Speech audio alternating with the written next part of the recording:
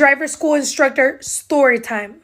Back in the day, years ago, I was 15 going on 16. I decided to go get my driver's license so I could pull up in my broke down car so I could make all of the other kids jealous. Now I realize my dad gave me a broke down car because he was afraid I would probably crash it most likely. Skirt! I went to this driver's school inside a mall. And honestly, I don't really have anything bad to say. I feel like I learned. So the school wasn't the problem and the other instructors weren't the problem. But this dude was the problem. See, when it came down to practice driving, they had to make an appointment for you. You and another student would show up at that time and practice for like 2 hours. The problem here was that all of my appointments were always late at night. The last ones that started at 8 p.m. and ended at 10 p.m. For some reason, that was the only time he had available. Shady driver school instructor part 2. So the first problem here was that all of my driving lessons started at night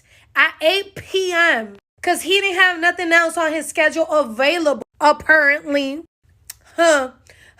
And when he would take us on a drive, we would always be going down these like country roads, bro. We live in the city. He would take us off down these dark roads, looking like a scary movie. And then he would be like, oh, if you can spot a wild animal like a raccoon, a deer, like a koala, I'll give you an A+ on your driver's test today. Which back in the day, I was like, oh, that's easy. That'll be fun. Now thinking about it, that's kind of dumb, okay? What does a skunk got to do with my skills with driving? Then he would always stop by this gas station and he would buy a coffee. But this dude never brought it inside the car. Shady driver school instructor part 3. So we would always go down these dark roads at night. And when he would stop to get that coffee, he would literally chug that coffee down his throat. Like if it was iced coffee, like if his throat didn't burn. Honestly, I think he was chugging something else down because he would never bring it inside the car. Like if he was hiding something. So I thought I was doing good in this driver's class. And then one of the instructors comes to me the next time we went to class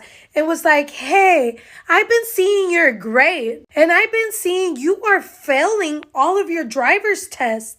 I'm like, failing? Failing who? I've never failed anything in my life. Why would I be failing? The teacher, the instructor says I'm doing good. He be laughing and cracking jokes in the car. He always says, you're doing so good, honey. He asked me, does your instructor stop during your drive? Shady driver instructor part 4. So the head instructor asked me, has your driver stopped in the middle of your drives? Does he stop to get food or to get anything? And I was like, huh.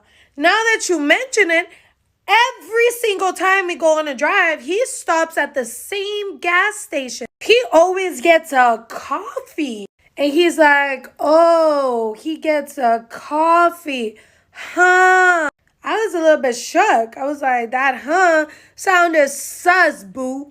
And that made me start thinking about all the time we were on drives with him. He acted so sus, like jittery, sir. Like, are you on medication that makes you have muscle spasms? He told me that he was fired because they did an internal investigation and he had been doing some illegal things. Shady driver instructor part 5. So when the head instructor told me that my driver instructor had been fired for doing some sus things, I was like, bro, I've been in a car with a criminal. He was low-key creepy too.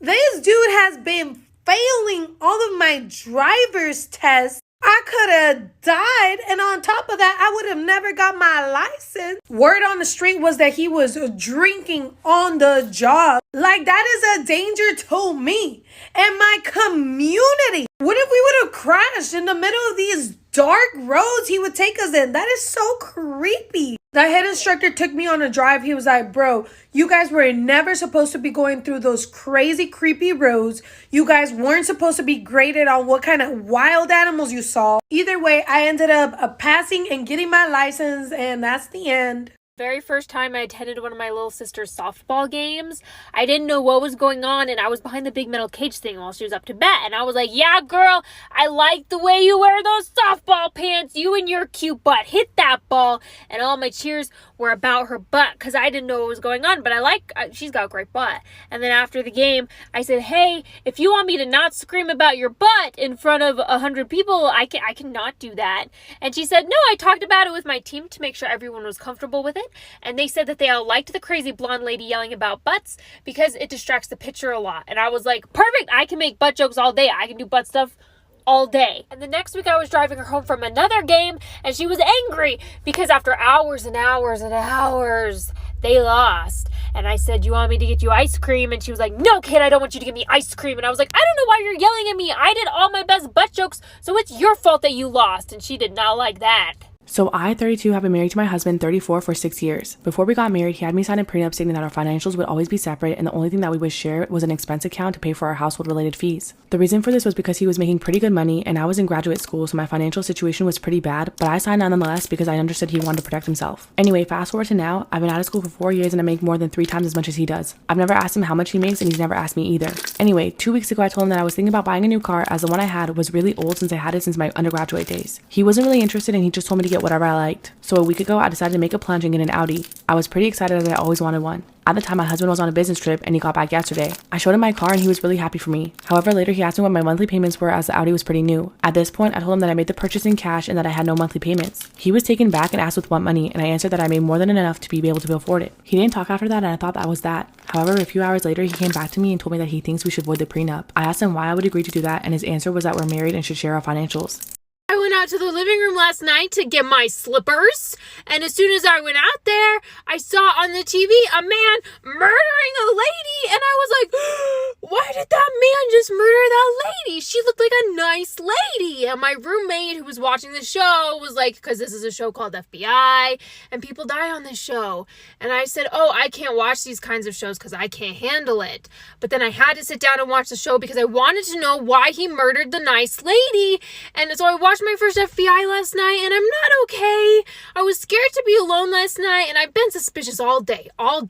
I just saw a father buckling his son into the car seat in the back of his minivan, and all I could think was, are you a father or are you a kidnapper? And also, I just saw a child exchange, which I'm pretty sure was just two partners switching off, two ex-partners switching off their days, but to a third-party outsider who just saw her very first FBI, a child exchange at a park is very suspicious. Directly after my family dropped me off at college my freshman year, they went and they got a puppy to replace me, which they claim was an accident. They just stopped by a friend's house on the way home from my campus, and our friend was like, look, we have puppies. And they thought, oh, this one's small, blonde, and way too loud for anyone to like. We should take it home, and it'll be like she's not even gone. And so they took him home, and they named him Charles. And Charles is a Jack Russell Terrier mixed with a Chihuahua, which is the worst blend of dogs to exist because they think they're the kings of the world, and they have more energy than the sun.